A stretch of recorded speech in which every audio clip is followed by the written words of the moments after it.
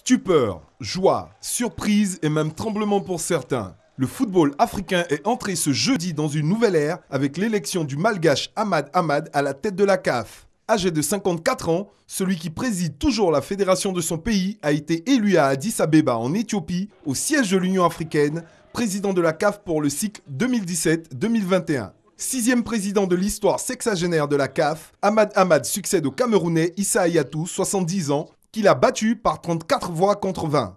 C'est la fin d'une époque pour l'institution africaine qui avait porté Hayatou à sa tête pour la première fois le 10 mars 1988 au Maroc. Président intérimaire de la FIFA entre décembre 2015 et février 2016, après le départ de Sepp Blatter, Hayatou ne s'attendait certainement pas à être battu de la sorte par celui qui fut aussi ministre du gouvernement malgache et qui est actuellement sénateur dans son pays. J'avais toujours dit que beaucoup de présidents de fédération ont changé, se rajeunissent. Ça nécessite automatiquement un besoin au sein de la Confédération d'un changement de leadership aussi. C'est tout à fait normal. Je crois qu'il n'y a rien d'étonnant sur ce côté-là.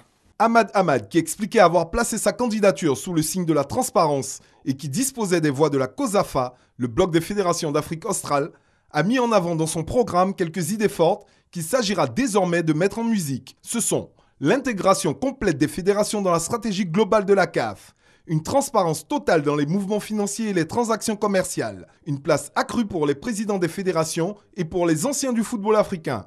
Ahmad Ahmad a également souhaité ouvrir un débat sur la CAN et sa programmation. À 57 ans, le président de la Fédération malgache de football, Ahmad Ahmad, est peu connu dans le milieu. Il s'agit du 6e président depuis la création de l'institution il y a 60 ans.